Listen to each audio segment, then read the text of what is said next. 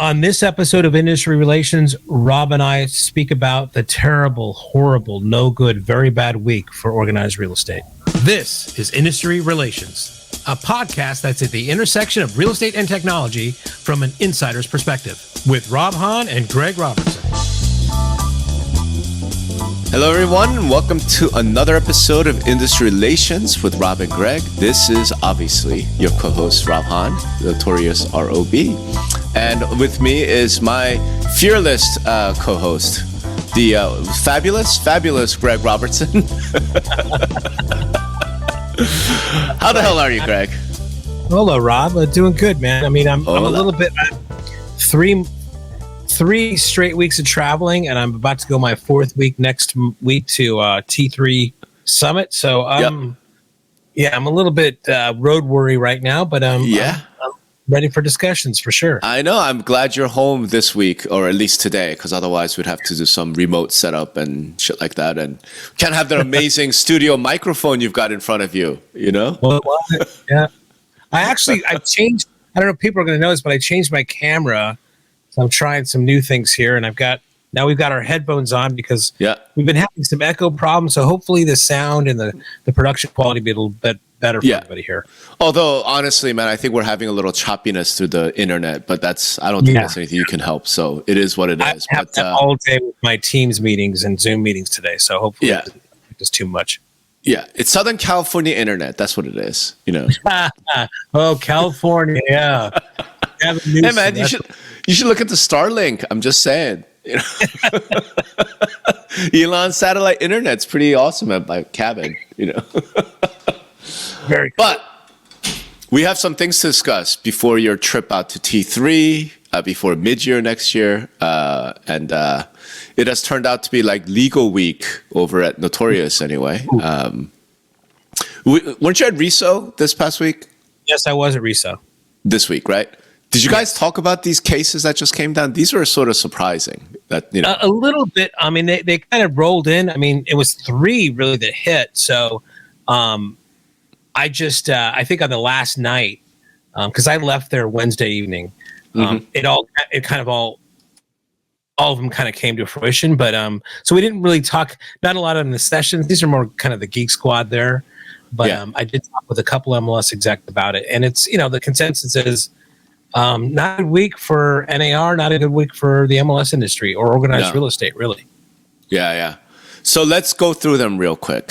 Right. The first one, and I don't know the third one, so maybe you'll mention it. The first one is that in the Sitzer versus NAR case out of Missouri, that class has now been officially certified. So it is officially a class action lawsuit. We're probably looking at hundreds of thousands of people who sold their home.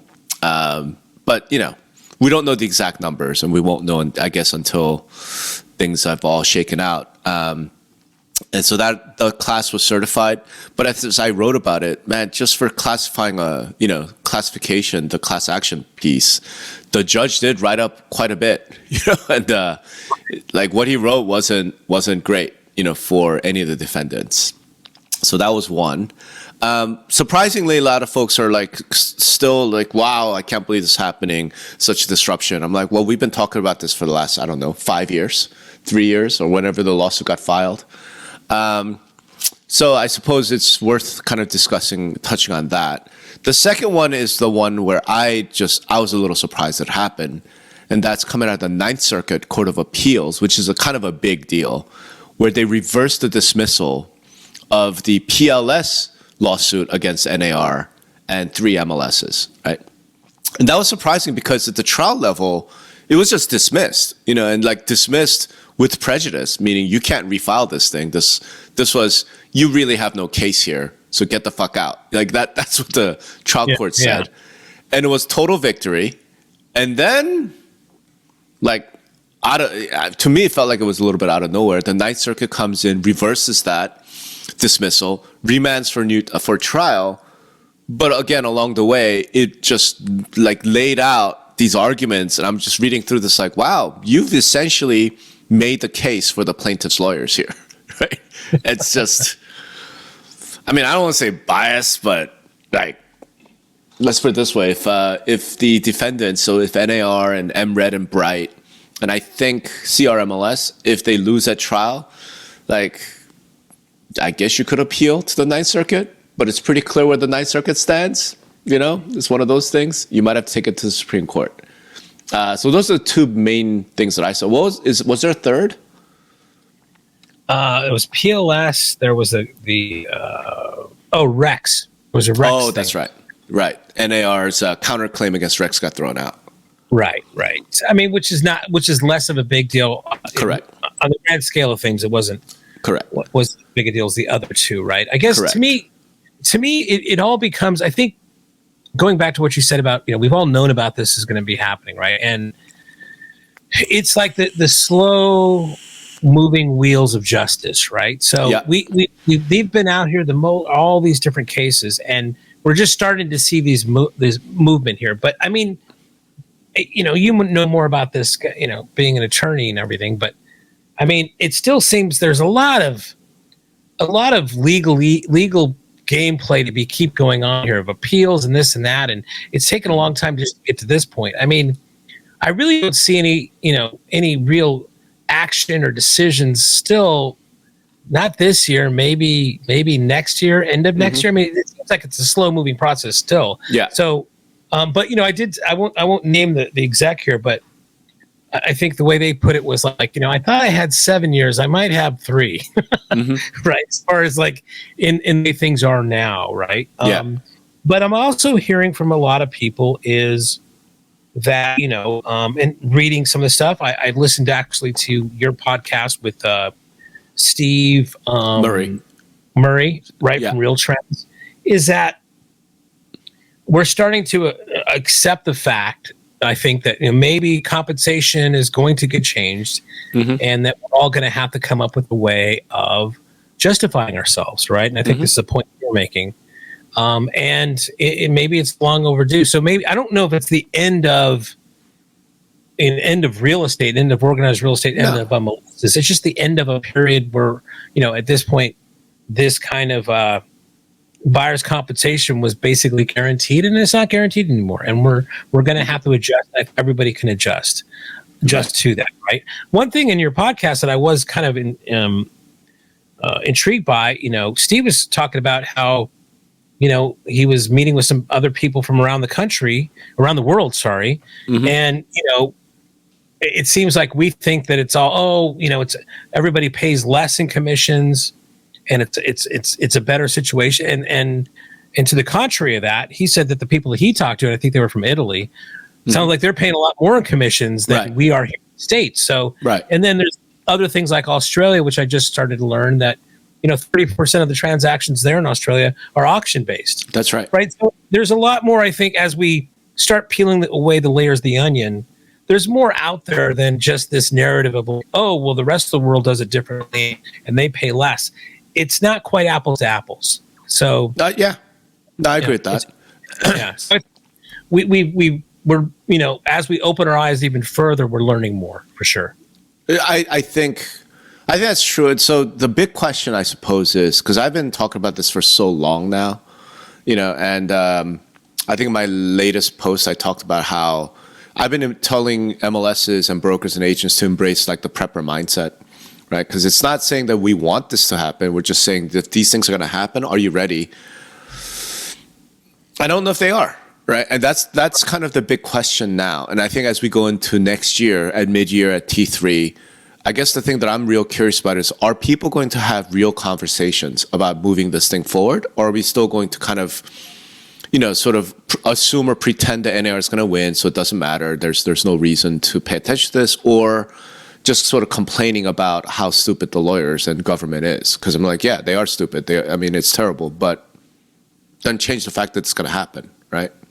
So I guess that's my question for you. How ready do you think the industry is?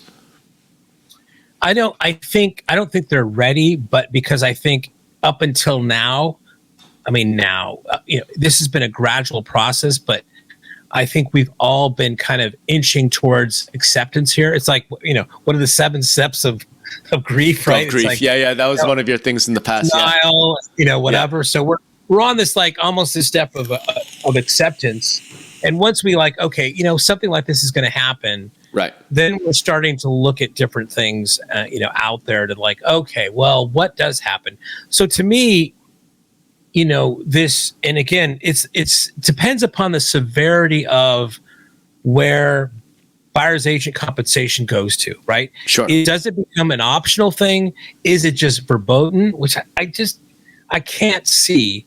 I think if I was going to put like a blanket over it, I think there is going to be commission compression. Mm-hmm. And I think what that is going to do naturally is it's going to lower the number of agents. All right. So I think at a bare minimum, I think the industry has to kind of start thinking about there's going to be substantially less agents out there. Mm-hmm. Okay. And let's just start there. Okay. So if you're a brokerage, think about that. If you're a team, think mm-hmm. about that. If you're a franchisor, mm-hmm. think about that. If you're NAR, if you're an MLS, if you're an association, I think if there's any first steps that I would do without having to get in all the complications of, okay, what if this happens? What if that happens? Just go from the mindset of like, hey, there's going to be less agents out there. And mm-hmm. then start from there. And then you can go into maybe a little bit of deeper things of what exactly, who that is, what kind of agents are they, what is the experience like, that kind of thing. Mm-hmm. So if I was consulting with people, I guess, you do this for a living, but I would just start from that. I think that's easier for people to kind of grasp in their minds than like keeping track of these lawsuits and blah, blah, blah. Just think from a standpoint that there's going to be less agents. How does that affect your business? Okay, so let's do that. I mean, you run a SaaS company that's right. kind of, relying on the number of agents, and you have a certain total addressable market. How are you guys thinking about this? If there are 20%, if let's say the agent population drops by half, right? Half of the agents are gone. So NAR is not 1.4 million, it's 700,000. Okay. How does that change how Cloud CMA or Lone Wolf or whoever, would think about this? Would you just raise prices? From a vendor side, do you just double prices? No, I think, first of all, I think there's, if we're going to assume that a lot of that comes for buyer's agents, right. I think all of us have to look at our tool sets and say, how can we bring more value to our buyer agents so that they could show more value to their customers, their clients. Mm-hmm. And therefore, like, keeping the game here, like justify as much money as they can from that side, right? So I think mm-hmm. it's from a product standpoint, you got to look at your product set and say, okay, how can I help my business agents, show more value to their clients, right? Mm-hmm. I have to look at my it might be a good thing to have less, but have more. Maybe the retention goes up. Maybe the churn lessens. Mm-hmm. We've always talked about this raising the bar type of situation, right? In a sense, will this like raise the bar in the fact that there might be less, but they're more sticky, right? On those things, are there other business opportunities? One of the big things I've been talking to is.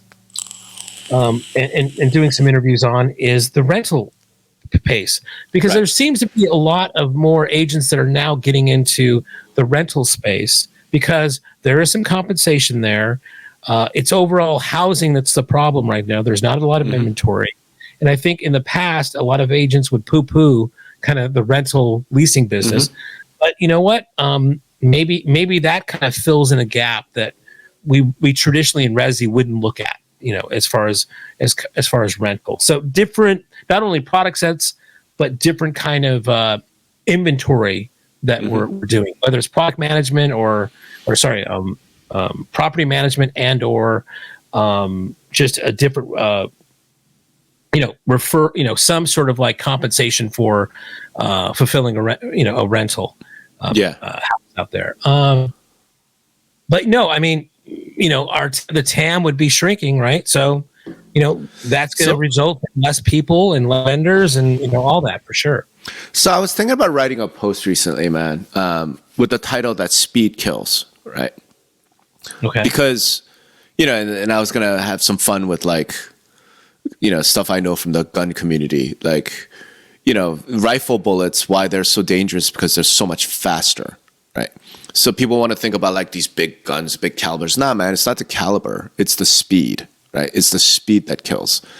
And I was thinking about like trying to analogize it and bring it over to this, which is there's no doubt in my mind that if we had the time, we, the industry, we can adjust, right? We can figure out, like you said, rentals. We can figure out, all right, the TAM's going to be, half of what it was before, or whatever the scenario is. If we have the time, then we can adjust and figure it out. The problem is if things happen fast. Do you know what I mean? If the disruption, it's not the nature of the disruption or what the disruption is necessarily, it's the speed of that disruption happening. That's going to be the problem, right? So, for example, this cooperation compensation piece, if we have 10 years to figure this out, I think by the end of 10 years, we'll figure it out, right? So if we had 10 years, then by 2032, we'll have, made the adjustments and we'll have slowly transitioned to whatever that future is. The issue is if it happens over 9 months, then no one can adapt. There's just no way, right? If it's over a year, if it's over 2, 3 years, then the issue becomes one of how fast these things are happening, and are we then able to adjust and adapt to that speed of change, right? So what do you? What's the limit? Like, what's the tipping point? Like, how quickly do you think we as an industry could adjust, depending on how fast the disruption is? Yeah, and we've talked about this before. So what I would say to that is that let's just talk about a world where there really isn't a lot of commission left from that goes to the buyer's agent, right? Mm-hmm. Well, we already have models in real estate. We've had models in real estate that account for that. Redfin's a model like that. There's discount brokerages that figure all that stuff out into the way that they run their business. So I don't think we're starting from a dead stop and like, oh, we've never done anything like this before. Mm-hmm. There's already a lot of lessons in there. There's already business models that are built for that. So a lot of other entities are just going to have to take those lessons and maybe cross-pollinate people and processes and things to kind of learn that. I think, but how fast though? In other words, like let's say tomorrow, like May 1, right? The FTC comes out and says, okay, that's it. No more commission sharing, right? Right. Like, is it by Christmas time, we'll all have adjusted by then because we have these, sort of lessons that we can learn from? Or is it more like it's going to take us 3 years? It's going to, like, how long do you think that would be? Well, if I got to believe that the government, actually, any of these kind of major changes, they don't put a decree a lot of times that it happens, and it's got to happen tomorrow, right? It's right. They always give some sort of lead time to an industry, especially that something's been so ingrained as this. I think if the ruling comes, it is not going to be like, hey, at the end of the year, hey, I think they're going to give some lead time. So I don't think it's going to happen. If it does happen, it's going to happen like that, right? So you got to count on that a little bit. And so then, to me, it's, as we talked about in the beginning, how long are these lawsuits going to, it takes to kind of do that. Then it goes DOJ. They go back and forth. Maybe an NAR doesn't come in to save the day. Then they make a ruling, and then it's going to happen. So I don't know if that's a 2-year window, if that's a 5-year window. And to what your point is, yes, at 10 years we could probably figure it out, but maybe 6 years we could figure it out too, right? It's hard to say, but I don't think any of this stuff is going to happen. It's not like, I guess the biggest example I was talking about last time, where I was flying to Inman, and on the way there, we were watching DirecTV and watching Fox News, and at the bottom of the thing, the client said, United Airlines drops mask mandate along with other airlines, right? And boom, I took the mask off, and the pilot said it was okay. I don't think it's going to happen like that, right? It's a much bigger situation than that. Right. So it's not instant. And so I think that's kind of the thing I'm curious about. So that's on the commission side. The second thing, though, is much more interesting in a way, right? Basically, clear cooperation is about to be declared illegal, at least in the Ninth Circuit, right? At least. And it's probably going to be more. How quickly can we adjust to that? Because the reason why I bring that one up is because that's a new rule that we put into place in 2019, right? So it was like we had the industry working for 30, 40 years one way, and then because of things happening off-market, MLS, all this stuff, NAR comes in and puts in this rule, and here we are 3 years later, and I think it's about to go away. is this real easy to adapt to because because this is a new thing that we then had to adjust to? Easier. It's going to be easier than what as far as the commission thing, I think. The compensation piece, right? Yeah. So what do you think that looks like? But to me, and again, we've talked about this before. We've been on such an upcycle as far as the industry is concerned that pocket listings are still a fad. They're still a thing. But we both know that the market's going to turn at one point. And so all these clear cooperation, putting listings on, holding them back and everything are all just going to go away because the market's going to turn anyway. So it's going to be almost like a head fake. Let's say that they do declare it illegal. Well, okay. The market would be declaring it illegal anyway if we turn to more of a buyer's market than a seller's, right? So we're going to have to the industry itself would have to kind of face those consequences anyway, just for market conditions, right? So I don't look at that. I don't look at that as being a big deal. Now, if it goes the way you think, and you said here on the podcast before, you think this kind of this supply problem is going to happen for 50 years or something. Yeah. Well, we'll go back to it. It'll be easier than having to deal with the compensation issue, but we've already kind of dealt with those things, and there's going to be new problems that pop up because with technology and the way people, do things, and portals and brokerages wanting to have differentiation as far as on their inventory is concerned. Well, that's gonna be a lot more complicated, right? But I don't think it's going to take much for us to go back to the way it was, right? Easier than compensation, I guess, at least. Okay. Yeah, I think I buy that. I think it'll be more disruptive, though, because I think it's going to happen faster. And like I said, I think the speed kills thing, right? Because what I look at it is we had to put that rule in because MLS were noticing, what was it, like 2015 when we were at that Inman and Jim Harrison from MLS Listings, I very distinctly remember, right? He was on stage, he was on a panel, and he was talking about how 35% of all the listings, all the transactions in his market were done off MLS. And I remember being blown away, like 35%, like holy crap, what the hell, right? And then we started to see it more and more, right? So practice that was just really focused and concentrated on like high-end luxury for the longest time went mainstream. Because of technology and because of business practices. Right. But, I don't think, to me, it wasn't yes, that's true. But, you got to talk about, what the big worry was housing discrimination, right? And, these exclusive buyers, like, well, I'll find the right buyer for you. With my exclusive network. Oh, does that mean it's only white buyers? Is that so there was a housing discrimination component to this clear cooperation policy. And I think that's what actually got it over the finish line as far as getting implemented because of those type of concerns, not for the fact of like we're trying to protect the MLS industry. I mean, it was just anytime you kind of like I hear the words exclusive or we're not going to let everybody know. I mean, it's inviting that kind of practice.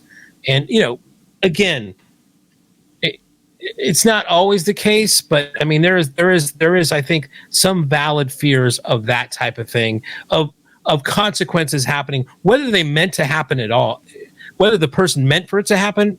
I think that could be one of the consequences. And that was one of the reasons why. Now, you could also have consequences that are also equally or also kind of problematic, right? That on the other side of things, right? So I just don't want to say it was we only put it out there because we were just noticing that people weren't putting stuff on the MLS. I mean, it wasn't an MLS survival issue. I mean, not at all. I don't think so. I totally think that's what it was.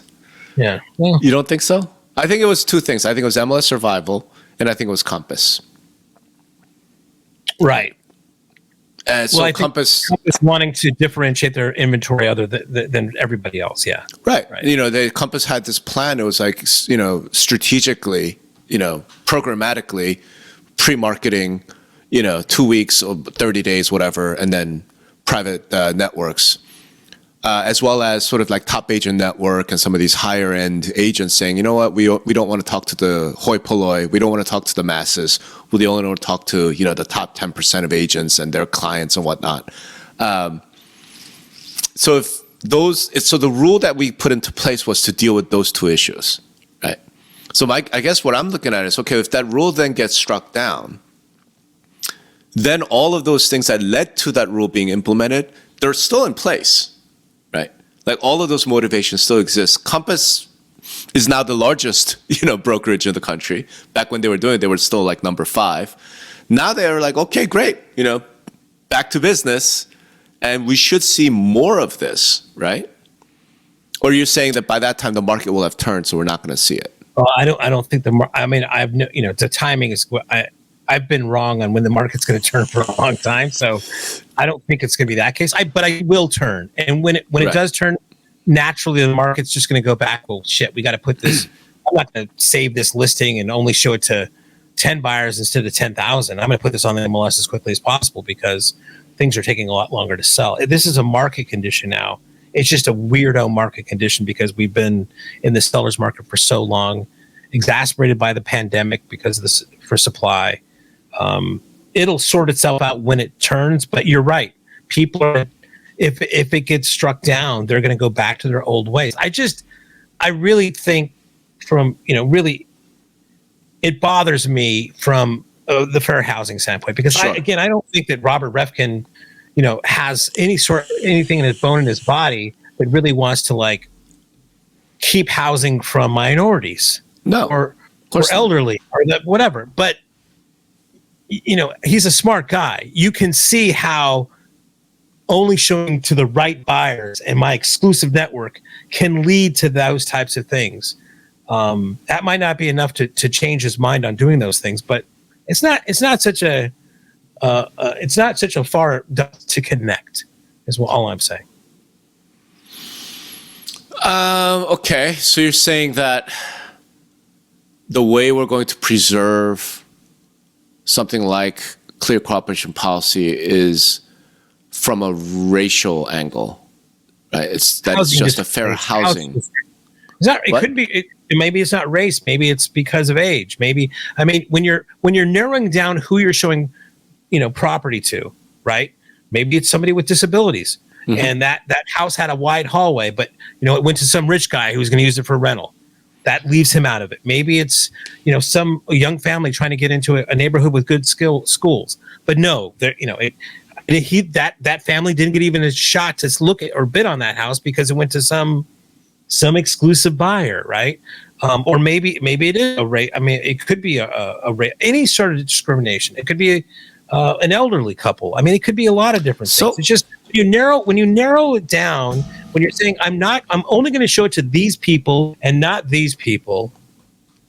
I mean, that, you know, I don't think it's not such a stretch to say that could have consequences as far as housing discrimination, I think. Okay, so from that, if we do, it's just coop up that logic. You know for a fact that right now, one of the biggest challenges over the last 2 years in the housing market, and I just saw a report, I think from Adam Data, they just released a report about Q1 of 22, right? And what they said was the percentage of buyers who are FHA is the lowest ever, right? So right now we're keeping it at the showing houses level. You and I both know that right now we have listing agents saying, if you are an FHA borrower, don't even bother making an offer. You have no shot, right? We have agent after agent after agent posting memes all over social media talking about how, you know, we love these soldiers when they, you know, went off to fight on our behalf, but now that they're back, the VA loans are a piece of shit and they don't get any recognition. You know what I mean? Like, we've heard that. Is this going to have a racial angle? Because I'm willing to bet that FHA and VA borrowers probably are more disproportionately, you know, minority than conventional or cash-only buyers, right? Do you see it extending to that point where you say, you know what, because of fair housing, you have, like, if you discriminate on the basis of FHA or VA or anything like that, then that's a racial problem as well. Well, wasn't it part of like Biden's executive order to keep some loans, you know, a certain percentage of those loans be targeted towards, I don't know if it was military or or minority groups. I Yeah, no. So though there's all sorts of mandates from the supply of loan side, right? What I'm saying is now we have homeowners and listing agents refusing to look at offers that include FHA or VA, right? I mean, you could argue by the same token that's racial discrimination, right? Well, I don't think racial discrimination, or just they're not doing their fiduciary responsibility by looking. Or it's a fair housing. Well, I don't know. Like, is it my fiduciary responsibility if I'm the listing agent, right? Like, isn't it my fiduciary responsibility to say to my seller, listen, the cash buyer is going to close way easier. There's a lot less risk than an FHA borrower, right? Right, but that assumes like there are some sellers out there that might, who are former military or former whatever, that maybe want to give that type of opportunity to somebody that was in a like space themselves, right? I mean, not everybody. Right. I mean, not everybody's motivated by money.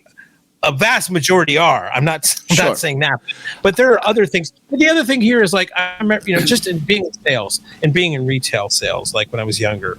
Mm-hmm. You never knew who walked in the door by the way they looked, who was the richest guy. Sometimes the guy, the biggest schlub, he was the freaking, Oh yeah, no man. I have stories like that from my days selling expensive men's suits at Bergdorf Goodman. Exactly. Like the lady that walked in looking like she's homeless. Turns out, her son that she was shopping for is a managing director of Goldman Sachs and came in and spent $100,000 with me. Like shit like that always happens. So it's a mistake, so right? Let's go back to fiduciary responsibility. Maybe the guy is a veteran. He's going to try to get it with his loan instead of anything else. But the agent didn't even take the time to even talk to them to get more information out of that, right? I mean, sure. And we don't know the specific. What I'm saying though is this. The idea that exclusive buyer networks or those types of things, right, is a fair housing violation, right? If we're going to say that simply because of the impact, like, hey, you know what? It turns out minorities tend not to be parts of these high-end luxury exclusive buyer networks. So therefore, when you do that, that's a fair housing violation. I'm saying that logic, there's no, to your point, like Robert Reffkin is not out there telling his agents, you know what, if they're black, don't take their, like we know he's not doing that. There's no racial discrimination. There's no fair housing violation intentionally, I don't think, by 99.999% of real estate brokers and agents I know. Right? I do not believe that there's some sort of a racism problem like that in the industry, right? What people are talking about instead is disparate impact, right? It's like even if you're not going out saying, you know what, we're not going to show this house to minorities. It's just because of the way that things are set up, it tends to disproportionately impact minorities. I'm like, fine, but that logic then should apply to FHA, VA on the other side, right? Not just showings, but when you're entertaining offers. And now we get it's like. That's the concern I have with it, right? If we're going to try and save clear cooperation, the base of fair housing, we have a whole bunch of other things we got to then talk about and deal with. That's, I don't know if we want to, right? That's some pretty ugly sort of corners going on there, right? Sure. That's kind of what I meant by it, right? Nothing's perfect for sure. Yeah. Right. Because that's, and I think my issue with all of the folks that raise like fair housing as an issue, around whatever, I'm like, the minute we go down disparate impact, right, we're going to run into some real issues that I just don't think we want to, right? Like I said, so Redfin got sued, and I think they're still being sued for, this sort of disparate impact fair housing violation because Redfin was not, in certain neighborhoods, right, they were just referring those out to their partner agents, right? And it turns out the reason is because Redfin's like, we pay salaries to our agents. So unless a price is above a certain point, we just, we just can't service it, And look, I mean, Glenn, I know Glenn, like Glenn Kelman's out there. He's like racial justice warrior number one. Right? He's as woke as right? Right. Yeah. There's absolutely no way that Redfin was doing this or to discriminate against, black people. Like there's just absolutely no way. But the disparate impact, right? Turns out when you're unable to service people below a certain price point, that disproportionately impacts minorities. Yeah. All right, well, shit, if we're going to go down this path, like we got to then start looking at if you how do you meet your fiduciary duty as a listing agent, right? And we're not talking about these cases where the seller's like, well, I'm a veteran and I will take the lower VA offer. It's like, okay, well, as a listing agent though, your fiduciary duty is still to say to that person, you should take the cash offer from the white hedge fund manager. Right. Yeah. Right? How in the world are we going to deal with that? It's a slippery slope, right? I mean, let's even go even further. I mean, the book, The Color of Law, right? And how minorities, primarily African Americans, were denied home ownership, basically de facto a federal policy. Yeah. And denied that way of building wealth over time.